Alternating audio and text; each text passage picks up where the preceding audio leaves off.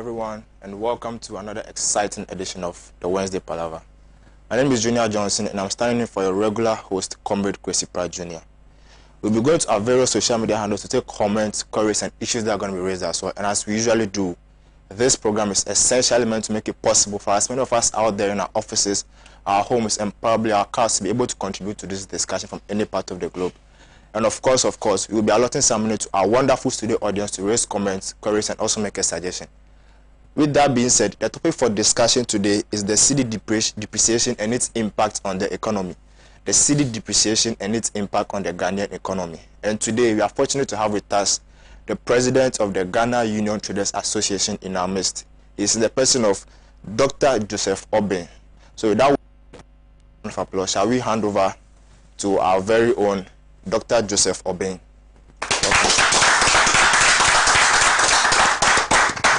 Yeah, thank you, Junior.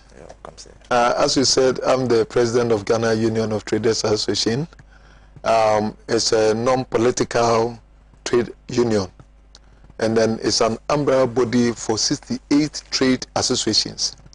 Our slogan, GUTA, our business.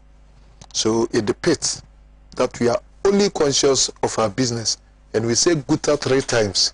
GUTA, then they respond, our business. GUTA, our business. GUTA, our business. GUTA, our business. So this is the main preoccupation of our association. It's umbrella body for 68 trade associations. So for instance, some of them are regional in character and many others are national in character. So, for instance, we have Ghana Electrical Dealers Associations.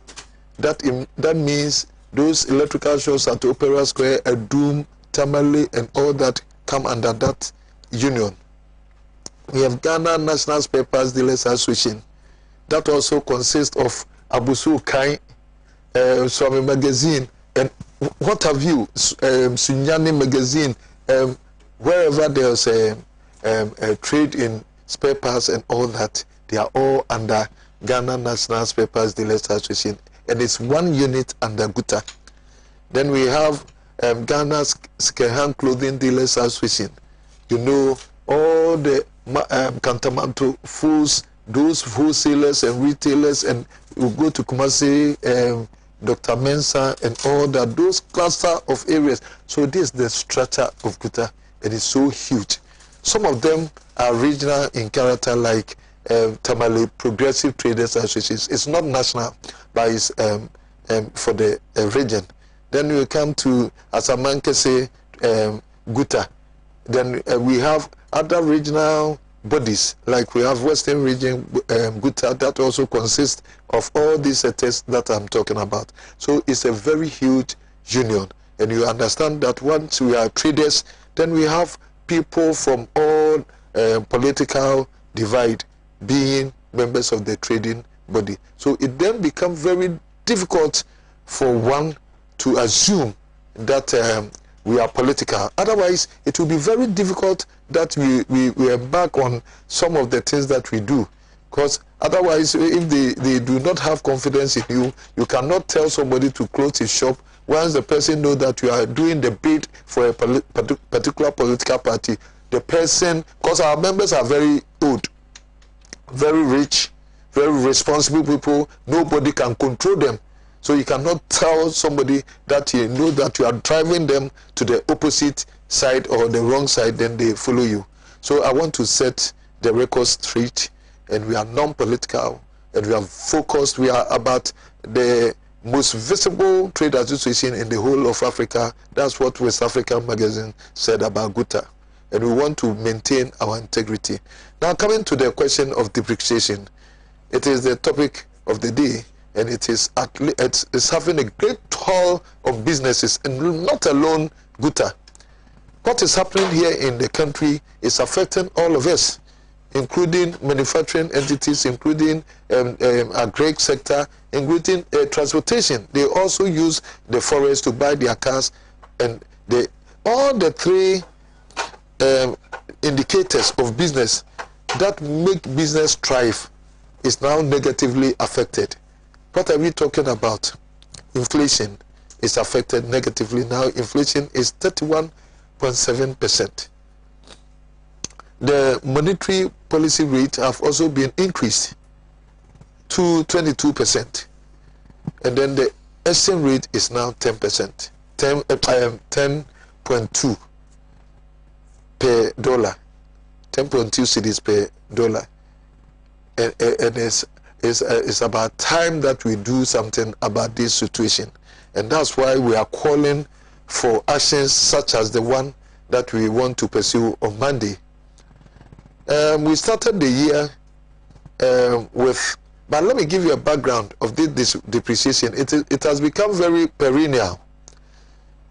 You notice that from a long time we have been encountering this depreciation beginning December, somewhere end December through to January, and then it subsides or it gets down around mid-February.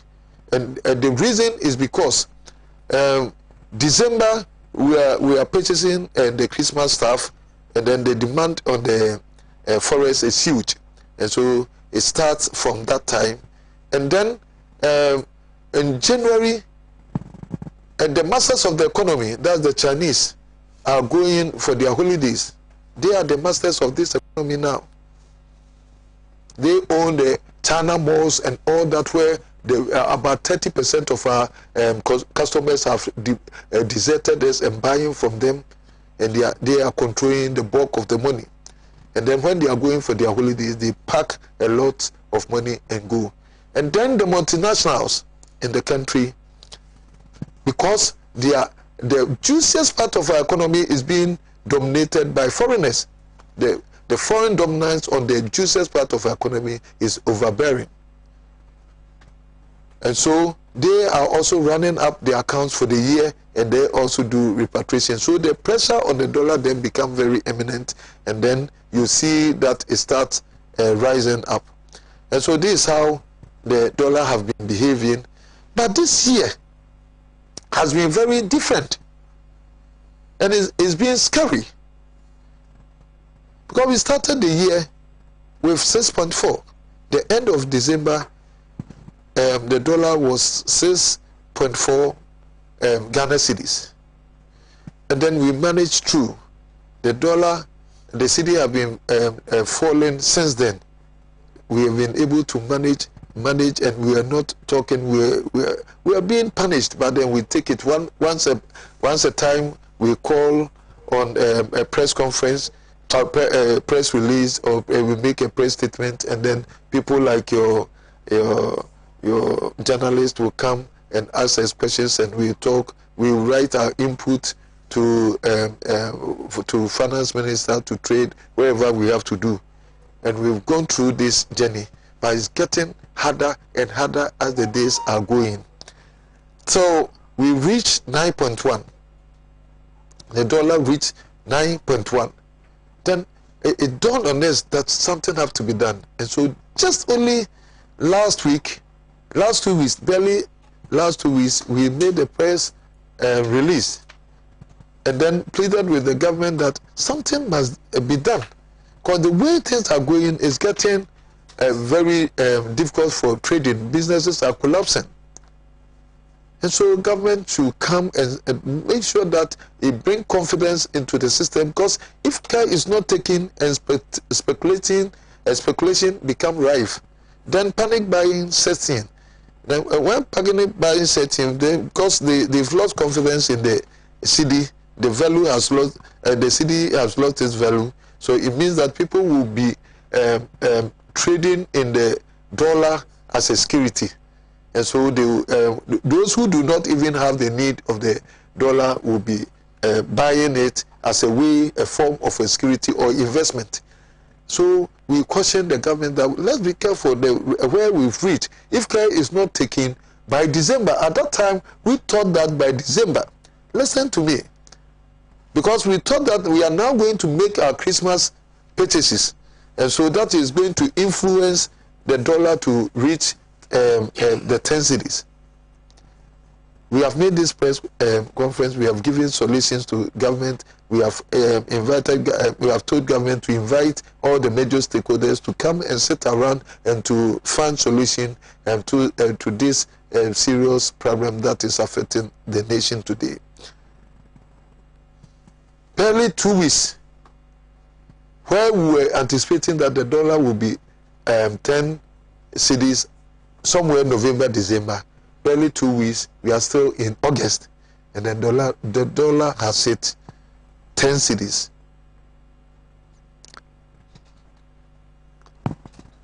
At this stage, we became very afraid, and that's the reason why our members started pushing us. If something is not done, all our capital is going to be wasted. And you know that coincidentally, that same period that the dollar hit the 10 CD mark, then the monetary policy rate was also increased to 22%. 22%, what it has done is that it has pushed or triggered the lending rate to about 35%. If you are in business, you understand what I'm talking about. Let me give you a simple illustration for viewers to understand what the businessman of today is going through. You know, the informal sector, we know even the value of our capital. When we sleep, if your mother knows the capital, if she's sleeping, say, 100 Ghana cedis.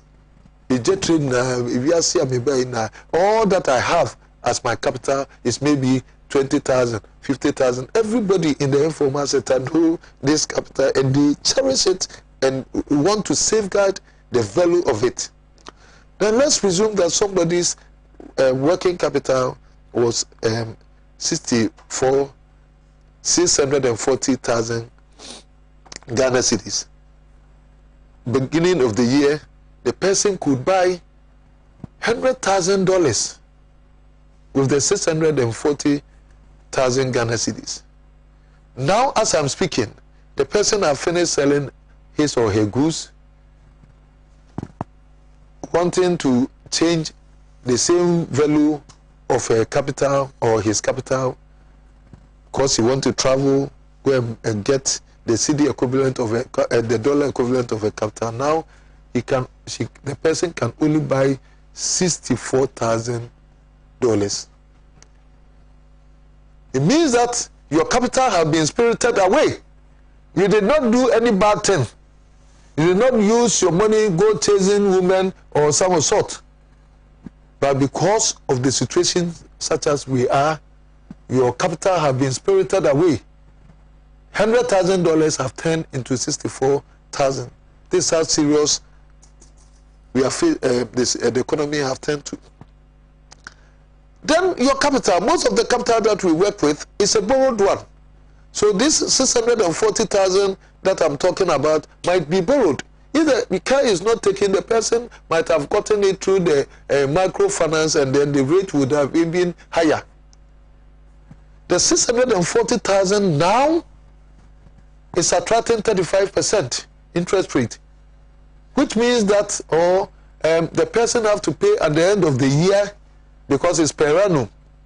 So per annum means that the person is going to pay 35% on the principal or the loan the person collected. In this case, I'm using 640,000, and then the person will have to pay 224,000 Ghana cedis as the interest only on this. How can you survive with this?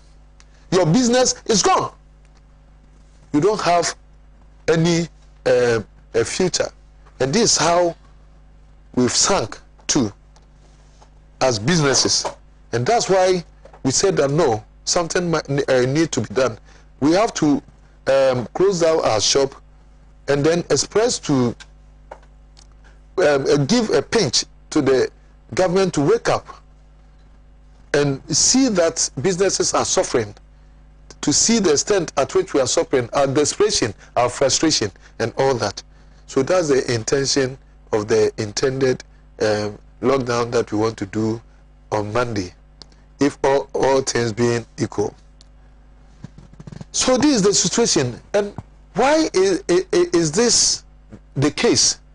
Let's say Ghana is not even doing badly lately, because that's the figures that they give to us, that we've been getting balance of payment surplus. It means that our export overshadows that of import. If that is the case, then it means that our currency should be strong, isn't it? That's how it should be. And so if our currency is so weak, then there's an underlying factor that we have to dissect and find out and find the solution. So we preferred some solutions and then identify some problems. And I want to mention some of the problems. You see, Ghana, I don't doubt that we have to industrialize the nation. That's the only surest way forward. That we have to do value addition to our raw materials, package them well, and then store them. And in that case, a country might not be at war with another country, and we will not go hunger here in our country. Because in our geographical area, we have our own staple food, and then the locals want it. But here, the problem that we have here is that when yam has come in abundance, people of Ghana have to be forced to consume the yam. They say, because it will perish, because it will go waste. We haven't added value to make it powder. We haven't made it value to make it chips, yam chips, and pack it and store it. So industrialization is the key, is the way forward. And that's what you may think that we are traders and we do not think about the nation. Excessive importation is a problem, a major problem. So the way to go is to industrialize the economy. So how are we going to give it the space to industrialize? And that's why you do not make your investment laws very weak in certain sector, that it will derail the forward looking industrialization drive that we're having. Our investment law is so loose to the extent that it's opening up to foreigners into trading. And all that one needs is to show evidence of $1 million worth of goods, and then is given the certificate to trade, and then the floodgates is open. So like shopping malls, that's how they get registered. And so our economy is just like goods for forest. They bring goods and then they take the forest. They do not bring hard currency. Instead of bringing the hard currency and deposit it here and then use it to buy, these people use this as a conduit and then dump all manner of goods and sell it.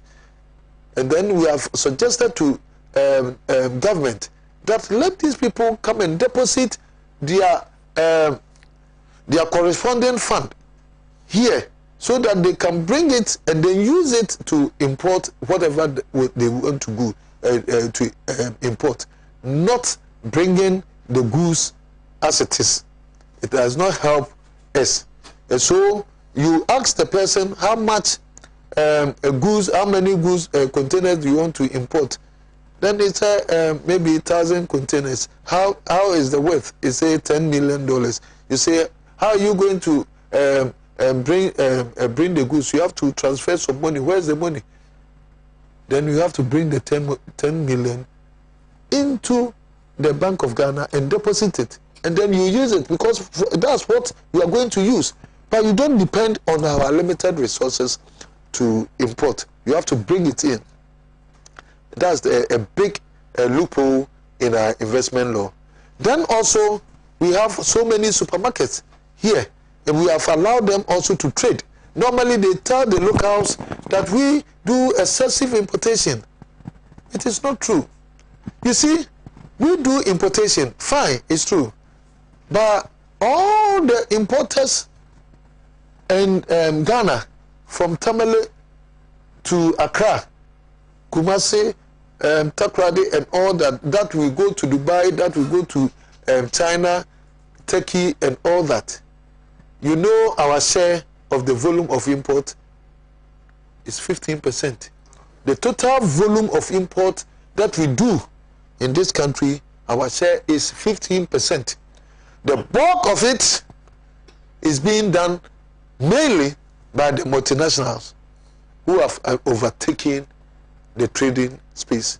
And it's because the investment law is so loose. So if we are serious that we want to curtail excessive importation, then we have to use the investment laws to tighten this area of investment. And this is what we have failed to do. And then also, like I said in the beginning, that the juiciest part of the economy have been overtaken. As we are talking about excessive importation and all that, we are forgetting about the service industry, which also turns up a huge sums of money, mostly for the foreigners. We are talking about the banking sector. The local content is virtually nil.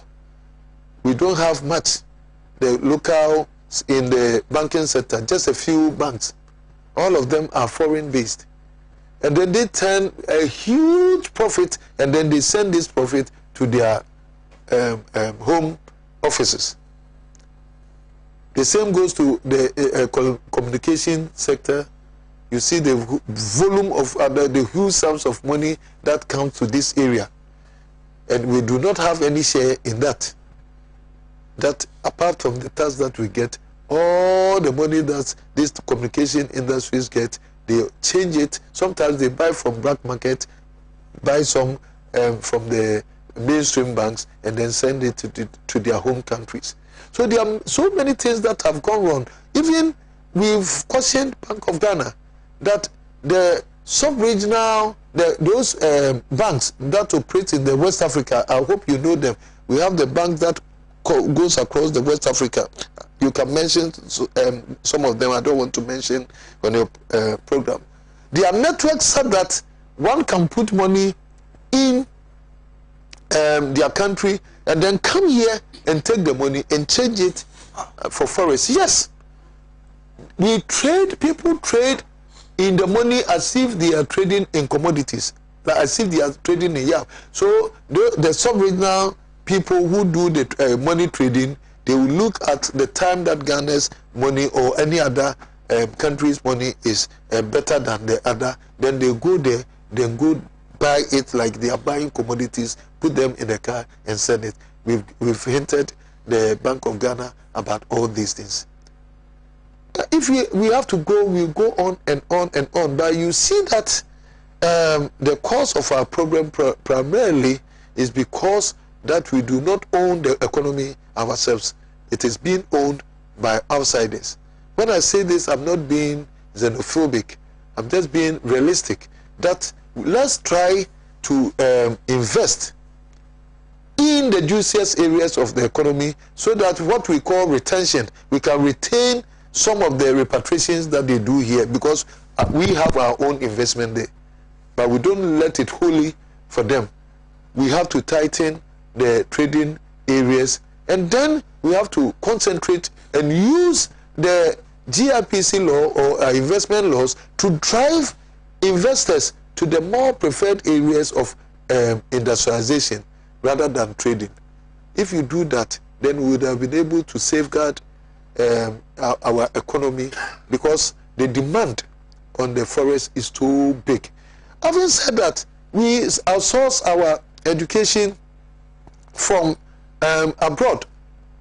Those who have it, most of them send their children abroad. That's also money. Now people outsource their healthcare abroad.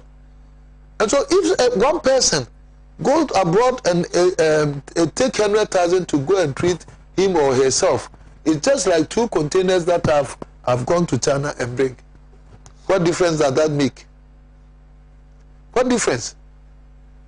And then we are also thinking about the these days that the ladies can even go to a turkey and fix their back, maybe $30,000, their breast and all that. We have to look at all these things and stop blaming the importer.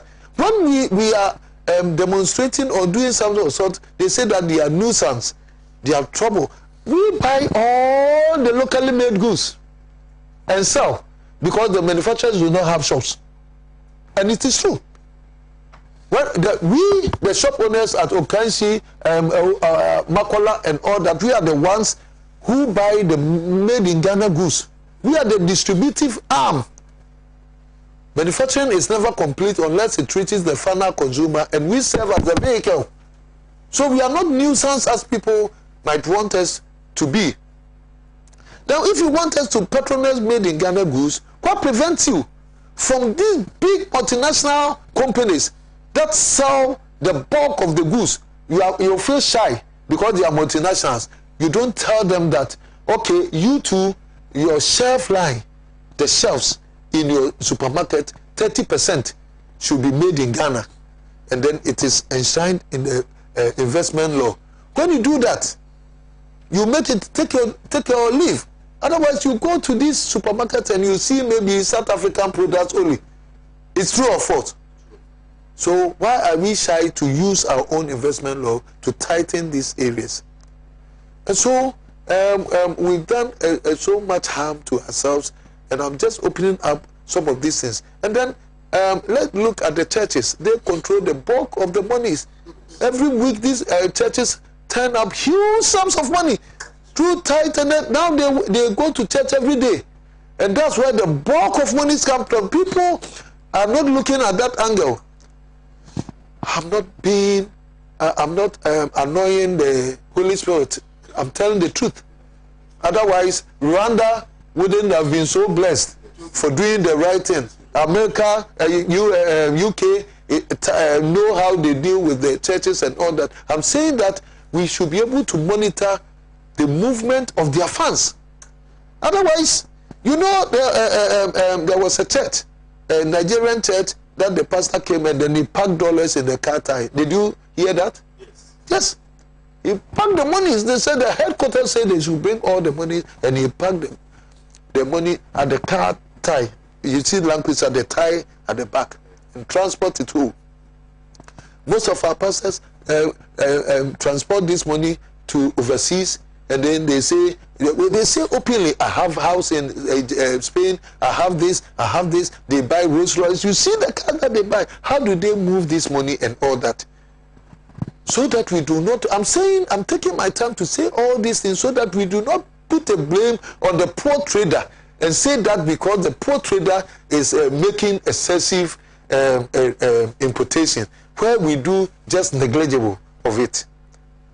And so this is what maybe time can allow me, because I know your people will ask me questions, and as they are asking me questions, other issues might come up and I'll answer them. Thank you very much.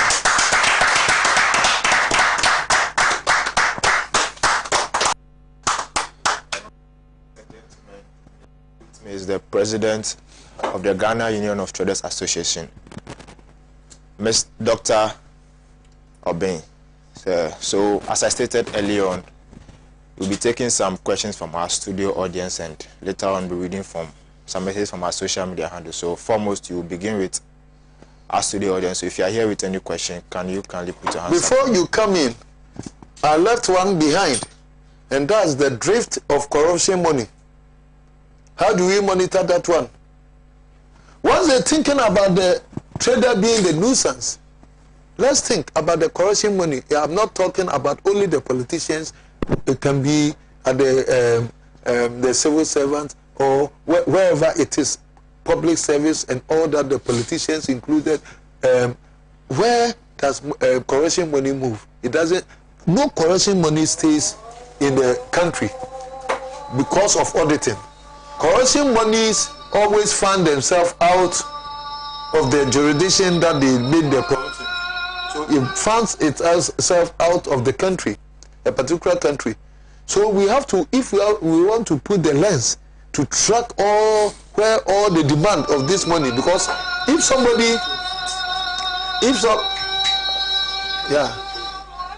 Yeah, Allah is great indeed. Yeah. So we have to open our mind to all this area and see that the pressure on the dollar does not come from just one area, that somebody will just come out. The economists, all that they say is that, look at the trader. He import even toothpick. Have you not? Yeah. And they put all the blame on us, and then they forget to see where the problem is. So the reason that we are out saying all these things is to also exonerate ourselves from the fact that we are the cause of the high prices of goods in the market. Because people have blamed us, which is not true. Prices have gone up because the inflation is sad that it's a cost-push inflation. You know, this inflation that we're experiencing is not as a result that we have excess liquidity, as I've already told you. It's as a result of accumulation of costs and all that. And so we put up all these costs and then give it to the final consumer. Sometimes we find it even difficult to even add more. At this stage, we find it even difficult to add because the purchasing power of this consumer is also limited. The purchasing power of the consumer has so reduced to the extent that we are not able to turn over because they cannot buy as many that they used to buy, or the volumes that they used to buy, and then it affects our turnover. If it affects our turnover, it means that we cannot service our loans or our suppliers' credit. So it is never true that we will deliberately increase the price. When prices go up, as a matter of fact, it affects us because we cannot service our loans. And then in the past, you know, political adventurers and all that, especially in the military times and all that, they have called us kalabule, profiteers, profiteering, hoarders, recalcitrant and mischievous traders, and some simply call us thieves, who do not care about the people but who are self-centered. And then you see that this also came up when the prices started going up. A certain statistician even attributed the price hikes to the trader, which is very unfortunate, and that is very hurting, knowing the situations on the ground, for somebody to say that. And so we are here today. Thank you for giving me the time to open my heart to your audience, because some of them might have blamed us wrongly. Thank you so much.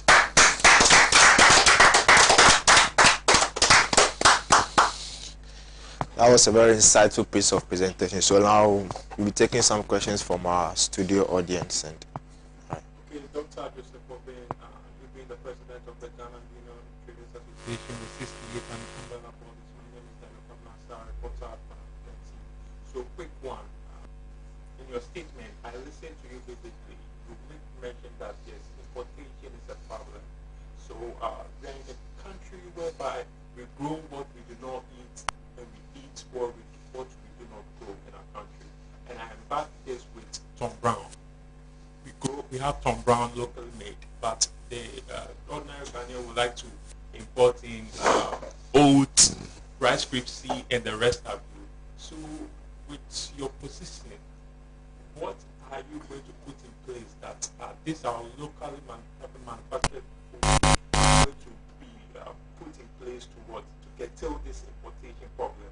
And a follow-up question to this is this city depreciation government problem, like non-performance in its performance? I want to know. Hello, good evening, Doc. We are very, very thankful for this insightful. All the time we have been blaming you, but there's one question. Now, surprisingly, you just went through almost all the institutions, from politics to education to the economy. Even you touched on marriage, and then you touched on even education. So it means the depreciation of the city affects almost all aspects of the economy, and that's fine. So very soon it's possible all of you will be made paupers. It means you'll be poor. Looking at the statement you make, almost all now and then your capital will be dwindling. So in the long run, you'll be poor. But then there's one question that I want to ask. So, look, is it true that for some time, GUTA mobilized some money to support this current government? Because you said your government is non-political. And if that's the case, we say your action and your current inactions, like refusing to go on demonstration, because this is the first time you wanted to embark on strike, that you this one several. So we say your inaction and actions are responsible for the woes of the Ghana of Ghanaians. Thank you. Okay, thank you very much. I would like to address the question. Yeah. So let me take the last question. It's very interesting. Okay. Like I've took my time to explain this to you, that we are non-political and no trader. The trading community is people like you. Some of them are very rich, even richer than myself. And some of them are from diverse political leanings. And so they won't sit down for just one person calling himself a leader of an association or a group that they align themselves with to toy with them. It's never possible. At one particular time, Alhaji Rashid, he was a known NDC activist, and he was a national finance of a financial secretary. Yeah. If you know Nayak and all that, I'm sorry to even have said that. But one day we come to GUTA and all that, everybody buries it, because when you are a member of GUTA, we say that you can be with any political party, but with GUTA, we are non-political. Because it's not possible that we can say that the leaders of GUTA, we do not go and vote. But then, GUTA activities is non-political. So when you put politics, align it with GUTA, you are sacked automatically. You understand? Yes. And so it is not true. So people then in the association can go in the name where we might not even know, because maybe they are opportunists, that they would have gone and then assembled themselves because they are traders. Because once we are trader, especially when you are from Abusoka, everybody even presume that we are MPP. What is not true? You go to Abusoka and then you see a lot of NDC people there. You come to Okanshi and you see a lot of NDC and MPP in different political. Yes, there might be an iota of truth in that, but GUTA as an association has never done any certain. When there is time for the political season for people to go for campaigns and all that, we open our door and then we make sure that we are 1 year into election before we open this door, so that when they started moving, meeting the institutions, then they can also come and meet with this. We've opened our doors to Professor Mills. We've opened our doors to John Mahama, our dear president, former president. We hosted him at Opera Square, and whoever joined his campaign team, we gave him a big deba, and that was the election that won him. And he sat one-on-one with me. I was then the president of Ghana Electrical Dealers Association and doubled as the organizer of GUTA. So we open our doors to everybody. If you recall, another group of people even said that we even are in bed with NDC. It came on the news. If you are pretending not to have heard, because we have had a group picture with Mahama at his residence at this, and our detractors. We know some people who do not also like GUTA, and they put it in the front page of one of the banners that GUTA is compromised. And so the same thing that we are saying, another group will say that GUTA is in bed with the present government and all that. So when it starts coming like that, then you know that you are neutral. It means that you are principled, and that when it is due for one, you do for him when it's due for another, because we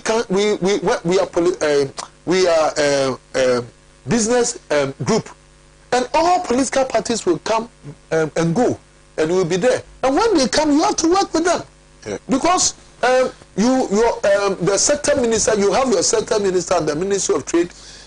You have to be going for meetings and all that when your issues come. Does that mean that you'll be in bed with them? So all the ministers that have come and go, Mutala is my best friend. And Hannah Tete, I have sat on one platform, because that woman gave us the secretariat that we are now. The GUTA secretariat at Ghana House, the second floor. Hannah Tete. She's a wonderful lady. She gave us that floor without a dime. So if she knew that we are political and that we are against a political party, would he have done such a thing to us? It's not true. The demonstrations, the day that Kufuor had accident at the Opebia, near the Opebia, we are on demonstration. We have closed the shops in Kumasi and then Accra together against the invasion of foreigners in the retail trade. So it's never true. Please, let's disabuse our mind, because we have all manner of people in GUTA, and then let's not hurt their feeling, because they love their leadership. They know that we are doing a very good thing for this. But you see, the last time I nearly stopped even organizing things like closure of shops was the time of our previous government. Let me tell me why. We have gone on a demonstration like we've done to Kufuor. We've done also one to Rollers doing Kumepreko for the flat rate. You know, that one was a political distance. But the traders, we were the final victims of the VAT. So we came out and said that we are the victims, and please hold on this banter that we are having. And then Rollins stopped it for 3 days that we closed our shops. And you know what he did? He included us in the committee that worked on the VAT to finally see the day. And that committee, Mr. Ofori was it. They gave us 3 slots. I was inside, and then Pakofi was also part. And then we sat in council with even John Mahama. And President Rollins was the first person who gave us the opportunity to serve with the government. And so we know so much, and politicians of the day, they also know us so much, and they appreciate what we do for them. And so when you sit outside, you think that we are very political. We are just objective and very clear in our mind, and we are non-political. So I want you to know that. I'm really very grateful that you have given us this enlightenment. But you said one thing that I'm seeing, I may disagree a little bit with you, in the sense that you say GUTA is like the home of all traders. The question I may like to ask is the Abuso-Okai spare parts dealers under GUTA, if they are, before the inception of this present government, monies were contributed and given to the government, that is the party then in opposition, to foster their campaigns, which brought them into power today.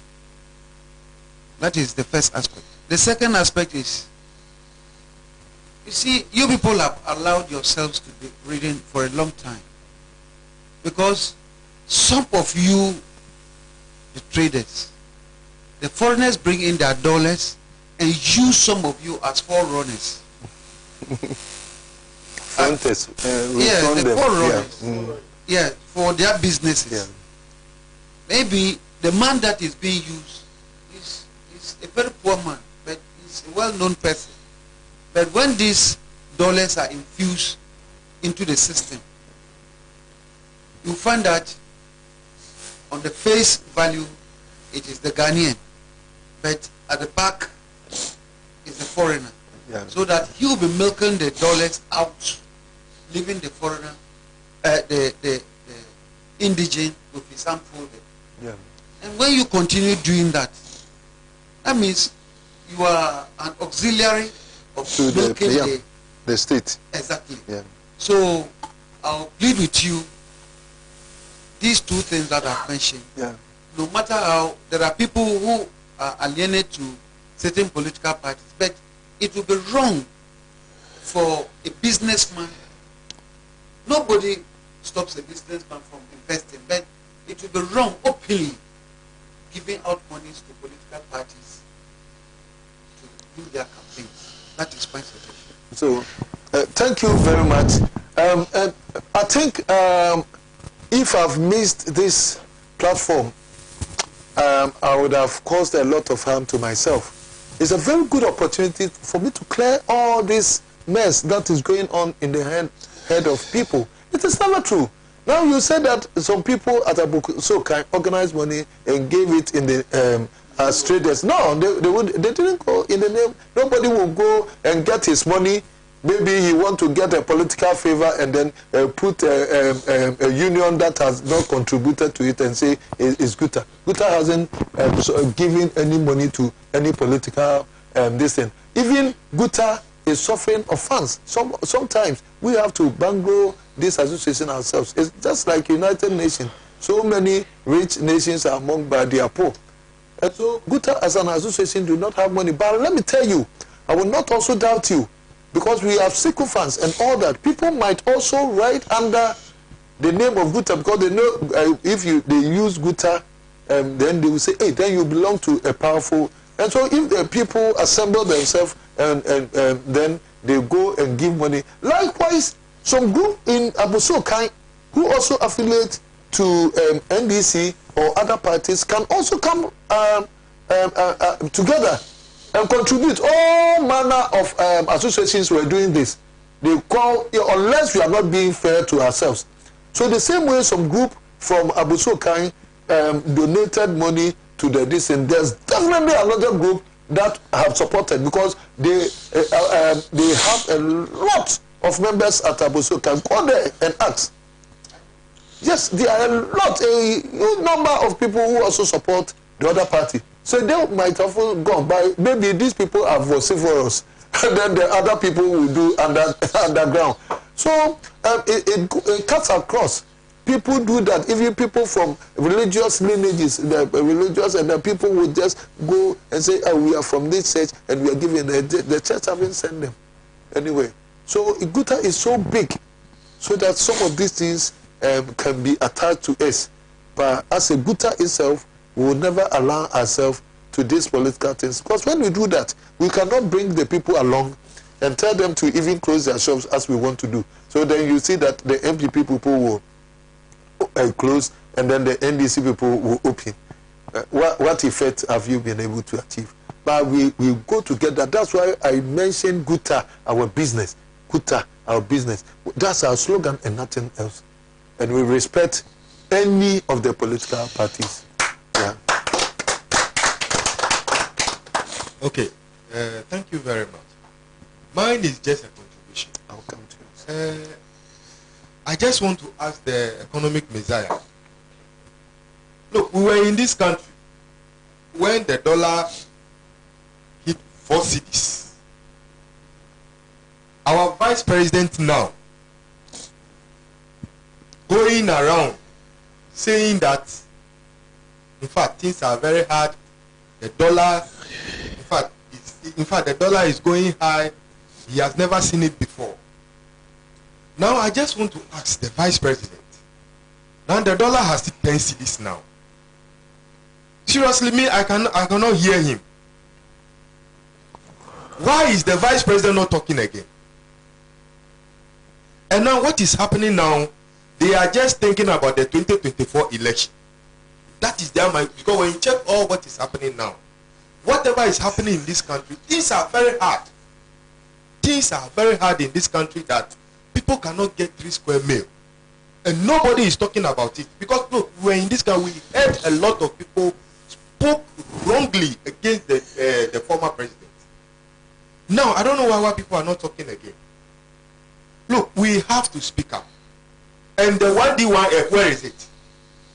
Because these are the things that will inject into the economy, and the economy will be better. Where are the 1D1F if it is effective? So seriously, this government has failed the people of this country. And I'm telling our people, please, the vote belongs to us. When they come to us again, we should just use our conscience. Because they have failed the people of this. Look at the youth. They have made the youth useless in this country, as if the youth do not have brains. And they will come to us again with lies for us to vote for them again. Thank you very much. Thank you. Yeah. Some contribution like this, then you see that it becomes difficult for me to even respond for the obvious reason. I can't do it here, I can't do it here. And so, but all that I can say is that President Kufuor, as a statesman is a very interesting character. You will recall that when he came to power, and then he said that, now I've realized, I remember something. When you are outside, you see it differently. And so sometimes when we bury our ego and owe up to some of these things, I think it's okay. That is what will answer what my brother was saying.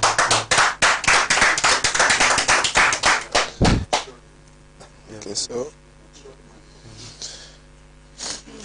we'll be really... So your question, if you can give me again, maybe you give me a journalistic question. They are giving me practical questions. So give me a simplified question. Yeah. So Ben, I just want straight to the point that we grow what we do not eat, and we eat what we do not grow. Yeah. And you're saying importation is a problem.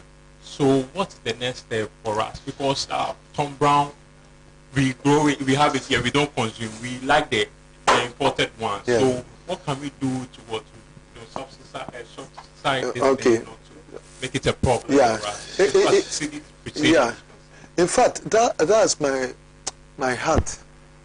My heart beats when I see that common things we lack. When we say we lack rice, because we've traveled a lot. We have gone through every corner of the globe, and we know the basic things that they do to for their survival. You go to grocery shops, and you see that it's all value addition. Their basic staple food have been packaged and canned and put on the shelf. And having done that, it means that the food is not going waste. Because if you force me to consume what I've harvested today, how can I eat it? The yam that have come, that the mountain of yam is 200 cedis now, and tomorrow it will be scarce in the market, and we buy the same mountain for maybe 2,000 Ghana cedis. Are we serious? No. So all that we have to do, because we are not reinventing the wheel.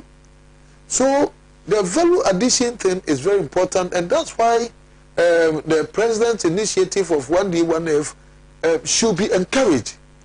Even though if we have to criticize, we have to criticize, but it also needs to be encouraged so that it becomes a model, so that once we are trying to add value to those goods at the district, we also think about our staple food.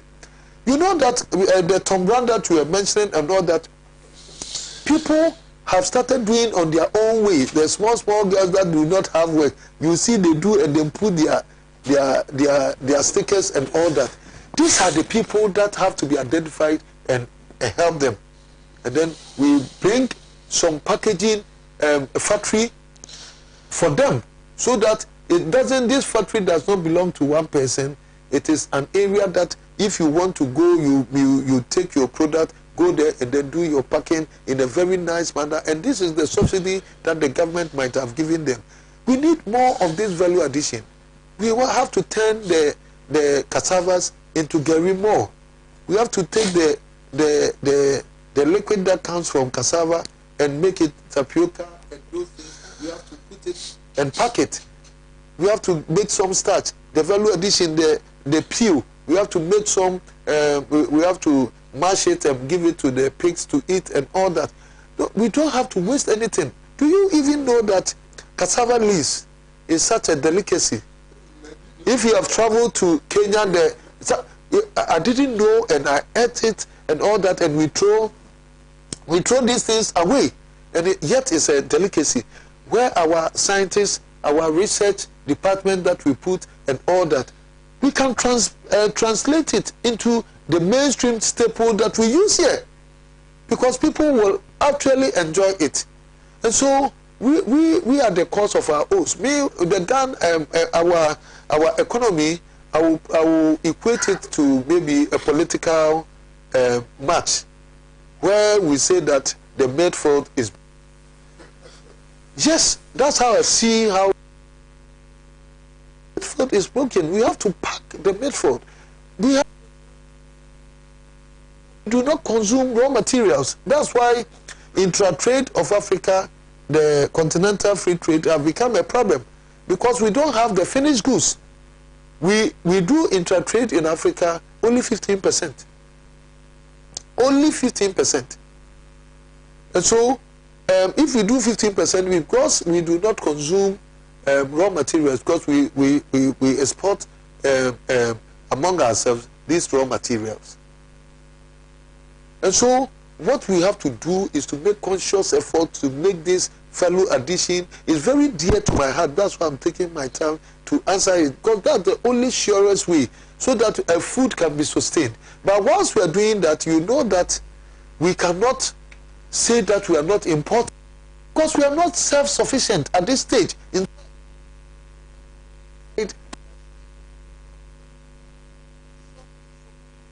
Then we are making effort to add value to what we have, until such time that we will be self-sufficient in rice, self-sufficient in millet, self-sufficient in even at that stage we'd have been able to transform potatoes into flour, that we don't even depend on the wheat that is coming from Ukraine and all that. Let's put our research, all our resources in this area, and we have tightened our midfield, and then the economy will be victorious.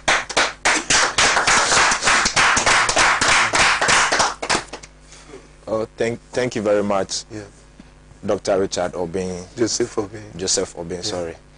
The president of the Ghana Union of Traders Association. Well, ladies and gentlemen, all too well, we have come to the end of another exciting edition of the Wednesday Palaver. We'd like to say a big thank you to each and everyone who managed to make it to the studio. Your presence is well appreciated, not leaving out our cherished viewers who participated from various parts of the continent. We really appreciate your presence. Also, we'd like to say a big thank you to everyone who participated to the success we have witnessed here today, and our very own comrade Kwesi Pratt Jr. And this coming on behalf of the producer of this show, Makiza Latifa, and also the director. Well, until we meet again, same time next week, it's a goodbye.